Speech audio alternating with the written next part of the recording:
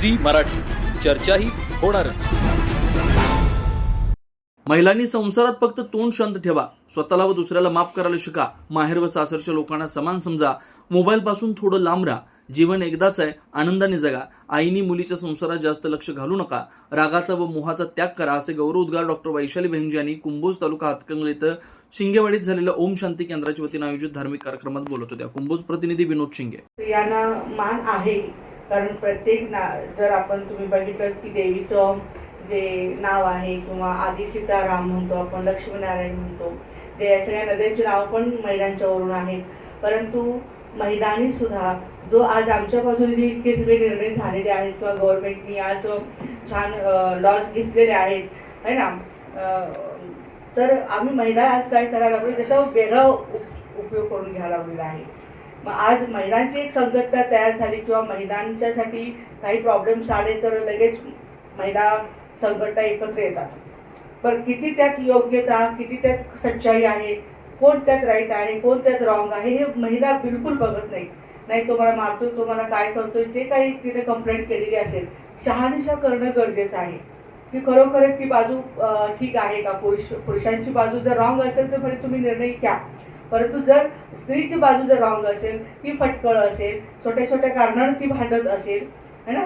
आणि आता जो मी तुम्हाला बोलले की अफेअर वगैरे लग्नाच्या अगोदर असतात ह्या मुलींचे, आणि पुन्हा येऊन इथं त्या मुलाचं आयुष्य बरबाद. आत्ता तुम्हाला साधी गोष्ट मी सांगते, राधानगरी आणि तिकडून त्या साईडनं मी आलेली आहे आता लेक्चर देऊन, तर मला तिथं ऐकायला मिळालं की आजकालची तरुण पिढी एकतरी शिक्षण कमी किंवा शिक्षण जास्त, वय वाढत निघालं, करिअरच्या नावाखाली तरुण पिढी काहीतरी नोकरी करायची किंवा स्वतःची आणि आता जास्त कुठे कशाच्या नादी लागली, ड्रग्स.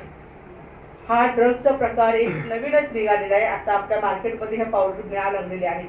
आणि आदमापूर साईडला मी जेव्हा गेले बाळूमामांच्या तिथं मला भयानक ही वास्तवता ऐकायला मिळाली की त्या मुलांच्या हातामध्ये हजारो लाखो रुपये खेळतात. आदमापूर साईडला जेवढे आज दुकान आहेत कशाची, नारळाची, ठीक आहे, तर त्या एक दिवसाचं 1 लाख रुपये जर उत्पन्न होत असेल, तिथले शिक्षक आम्हाला बोलले की बहिणजी 2-2, 3-3 दिवस मुलं शाळेला येत नाहीत. कारण काय, आम्ही दुकानात बसलोय. कारण काय, आम्ही दुकानात बसलोय. बरं, त्या दुकानामध्ये समजा एक 10-20 हजार रुपये मिळकत झाली असेल, तर ह्या मुलांनी त्यातले 5,000 2,000 काय काढून घेतलेले आईवडिलांना कळणार आहेत का, नाही.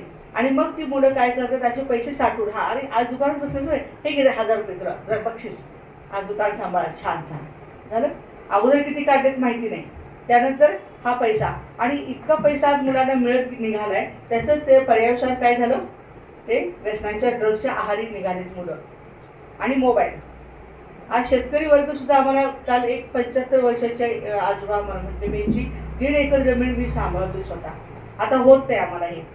पण तरुण मुलांना या म्हटलं ह्या फील्डमध्ये आपल्या शेतीच्या यायला ते तयार नाहीत. आणि तरुण पिढीचं म्हणणं काय आहे, झटपट कुठे पैसा मिळतोय, कारण ड्रग्जमध्ये जबरदस्त पैसा आहे. मग तुम्ही म्हणाल बेंची आम्हा माता भगिनींचं काय त्याच्यामध्ये योगदान राहणार आहे. कारण खूप ठिकाणी बघितलं, आम्ही दारूची बाटली आडवी केली, कोणी मातानीच केलेली आहे. कारण भोगतात कोण जास्त याच्यामध्ये, भरडल्या जातात कोण या व्यसनांच्यामध्ये, माता भरडली जाते. मग ती पत्नी असेल, आई असेल, मुलगी असेल, वेगवेगळ्या रूपामध्ये आहे. कारण खूप मोठ्या मोठ्या बातें मी आज करणार नाही आहे की तुम्ही लक्ष्मी आहात, तुम्ही सरस्वती आहात. तर परमात्मा स्वतः आम्हाला त्याची जाणीव करून देत आहे ब्रह्माबाबांच्या माध्यमातून. तुम्ही महान आहात, तुम्ही श्रेष्ठ आहात, ओके. पण आपण महिलांनी सुद्धा स्वतःला काय केलं पाहिजे, हे जाणीव करून गेली पाहिजे. काही महिला अशा आहेत की न्यूनगंड निर्माण होतो त्यांच्यामध्ये, सारखं नवरा म्हणत असतो तुला अक्कलच नाही, तुला काढीची, तू अशी सायची, तशी सायची, तशी सायची, तशी सायची. ती म्हणते दिवसभर मी राबत असते, दिवसभर मी कष्ट करत असते त्यांच्या फॅमिलीसाठी, मी स्वतःचं काही बघत नाही, तरी पण ही मला भाषा का.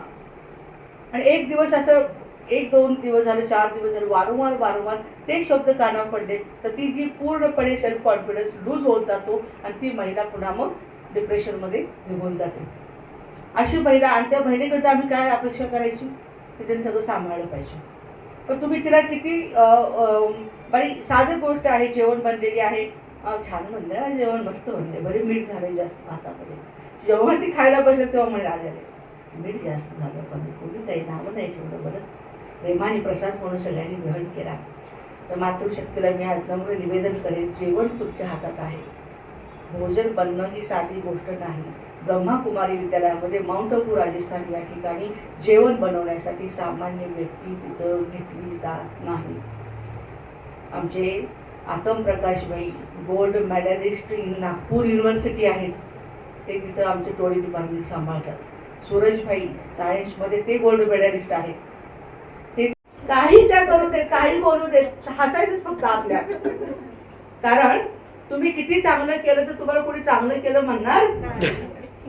म्हणणार एवढं काय मोठेपणा कोणी दाखवणार नाही. ते काय म्हणतात, बाहेरचे दाखवायचं, आतल्या घरचे लक्ष्मी काय घरची मुलगी दाल बराबर. जर असं करा, उजवा एक म्हणा, 2 आता डाव्या बाजूला हात ठेवा, 3 4 5 6 7 8 9 10. शाबाश शाबाश शाबाश.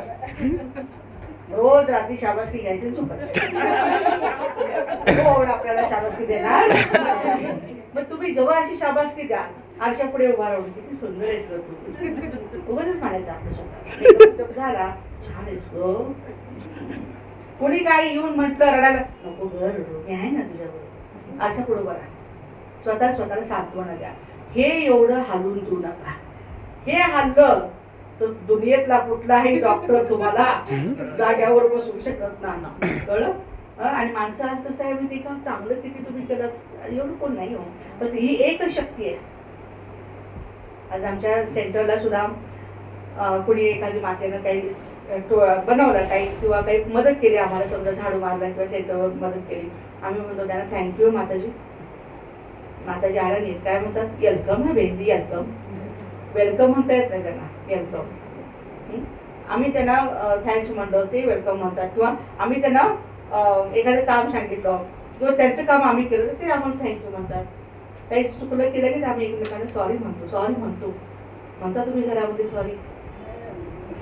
त्या मुलाला छोट्या बघा की काय केलं त्याला सॉरी म्हण, भोंगा पसरवलं, सॉरी म्हणणार नाही, कारण आमचंच रक्त तसलं आहे ना, आमच्याच रक्ताला पडलेला तो मांसाचा, आमच्या रक्ताचा आहे ना तो हे गोळा, तो आम्ही शिवाय कधी सॉरी म्हणत नाही.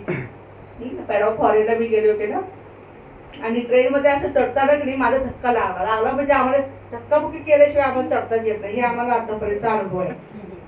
तर त्या व्यक्तीला पुढच्या धक्का लागल्यानंतर तो मला सॉरी म्हटला. मला इतके लाज वाटले ना, म्हणजे धक्का मारलाय कोणी, म्हणून नंतर आय एम सॉरी सर, नंतर मी सॉरी म्हणते. म्हणजे आपल्या रक्तातच नाही सॉरी म्हणायचं, आहे रक्तात आपल्या. म्हणून आजपासून तुम्ही काय करायचं, मुलांना ही ट्रेनिंग द्यायचं, सॉरी जेवण नाही द्यायचं, ते उपाशी नाही, सॉरी म्हणणार, पण त्यांना ही अंगवळणी लावूया. दुसरी गोष्ट, मुलांना स्वच्छतेचं पण आताच आपण भान देऊया. तिसरी गोष्ट, जेवढी कामं तुम्ही मुलींना सांगता तेवढी मुलांना पण सांगायचं. हे काम तुझं नाही आहे, हे काम तुझं नाही, हे काम बायकांचं आहे, जेवण बनवणं. असं जर मुलाला ट्रेनिंग दिलं, ते मूल म्हातारं झालं तरी चहा ना पाणी द्या इथं, सगळं ट्रेनिंग आपण मुलांना देणं गरजेचं. आजकाल मुलं हुशार निघाल, कारण मुलांना माहिती आहे जी बायको येईल तिला काही ठिकाण येणार नाही, कारण ती पण शिकलेली. पेमेंट पाहिजे का, 2-2 लाखाचं पॅकेज आहे दोघांना पण. परवा आमच्या एका डॉक्टरांच्याकडे मी गेले, तुम्ही मैत्रिणीकडे भेटायला, तिचे मिस्टर MS आहेत सर्जन, आणि ते तांदूळ पाकडत होते. म्हणजे सर तुम्ही काय करायला लागलाय, आणि पाकडायला येत नाही ते पाकडून त्याला, मग ते तांदूळ भात लावते. म्हणजे इतके छान वाटलं ना, असं एकमेकांना मदत करत. आता आपल्या गावातले काही लोक करतात का असं सांगा, तुम्ही आजारी पडल्यानंतर डाळ भाताचं कुकर लावून देतात, कुणाकुणाचे लावतात, हात वर कर, शाबासकी द्या त्यांना माझ्या वतीने. मग तुम्ही म्हणाल पाहिजे काय, आता ही पण कामं पुरुषांनी करावीत का, काय तसं करायला, प्रॉब्लेम काय आहे. तर एक भाई आहे, ते मला म्हटले बहिणीची पुरणपोळीचं जेवण मी करू, म्हटलं मलाच येत नाही, मला येतं पण पिठाच्या पोळ्या येतात म्हटलं, ते म्हणजे मी तेलाच्या करू शकतो. म्हटलं कसं काय, हे शेवटचं सांगेल, जास्त वेळ थांबत नाही, कस्टमर जायचंय. तर असंच आम्ही अंगणामध्ये बसल्यानंतर पत्नी म्हणते आम्हाला की बघा ना, 2 मुलं आहेत, आता त्यांचं कॉलेज झालं, लग्न झाल्यानंतर समजा बाय चान्स अनफॉर्च्युनेटली दुर्दैवानं तुमच्या अगोदर जर माझी पालखी निघाली, कळलं, पालखी पालखी कळली का मुंड्या हलवा. हा, पालखी कळली. माझी जर पालखी गेली तर उद्या तुम्हाला हिनं पण वाढलं नाही, त्या पण सुनेनं वाढलं नाही. हॉटेलमध्ये तुम्ही किती दिवस खाणार ना. म्हणून डाळ भाताचं कुकर लावायला शिकावं, बाकी काय नाही. त्याला हात लावायचे. ठीक आहे म्हणलं, तू म्हणतेस तसं शिकव. काय नाही, 4 दिवसात बाई ट्रेन झाली. म्हणून काय की पत्नी रोज उठून त्याला जेवण बनवायला होत नाही. पण आज माउंट आबूला 1-1 महिना जायचं असेल तर बाईंचा काही प्रॉब्लेम नाही, जावा तुमचं तुम्हाला, जरा आम्ही आहे सांभाळायला येते. बघा ना किती मदत झाली एकमेकांना, सांगा. आणि म्हणून परमात्मा आज शिव स्वतः भोलेनाथ आलेले आहेत. खूप पुरुषांना वाटतं की ब्रह्माकुमारी विद्यालय बायकांचं आहे, पुरुषांचं इथं काही काढायचं काम नाही, पुरुषांना मान नाही आहे असं नाही आहे.